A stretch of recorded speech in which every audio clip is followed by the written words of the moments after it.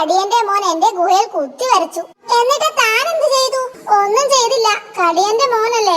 ഏടോ പേടിത്തണ്ട. പിള്ളയുടെ കുസൃതി അങ്ങനെ വകവെച്ച് കൊടുക്കരുത്. താൻ പോയി കടിയന്റെ ഗുഹയിലും കുത്തി വരയ്ക്ക്. ഞാനോ? അത് വേണോ? എന്താ പേടിയുണ്ടോ? ഇല്ല, ഞാൻ പൊക്കോളാം. ഒരുത്തനെ ഇടികിട്ടാൻ വഴിയൊരുക്കിയപ്പോൾ എന്തൊരാശ്വാസം. കുഴപ്പമാകുമോ? പക്ഷെ സൂത്രൻ ധൈര്യമായി പറഞ്ഞ സ്ഥിതിക്ക് അതാ ഷേരുവിനോട് ചോദിക്കാം. എങ്ങോട്ടാ? കടിയന്റെ ഗുഹയിൽ വരയ്ക്കാൻ സൂത്രൻ പറഞ്ഞു. പക്ഷെ ഒരു പേടി. സൂത്രൻ പറഞ്ഞതല്ലേ, പിന്നെ എന്തിനാ പേടിക്കുന്നത്? ഞാൻ സഹായിക്കാം. സൂത്രൻ പറഞ്ഞതല്ലേ, എന്താ വരയ്ക്കേണ്ടത്? അത് എന്തെങ്കിലും മതി. പറ്റിയ ആളുണ്ട്, ശരിയാക്കാം. ചേട്ടൻ പൊക്കോ. വരയ്ക്കാൻ ഷേരുവിനെ വിട്ടിട്ടുണ്ട്. പുലിവാലായല്ലോ. ഇടി ഷേരുവിന് കിട്ടും.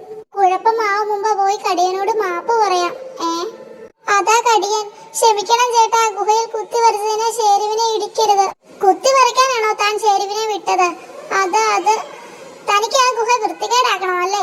ഷേരു നല്ലവനായതുകൊണ്ട് താൻ പറഞ്ഞത് അനുസരിച്ചില്ല. കരടിച്ചേട്ടനെ വിളിച്ചാ വരപ്പിച്ചത്. കടിയനെ ഇഷ്ടപ്പെട്ടു.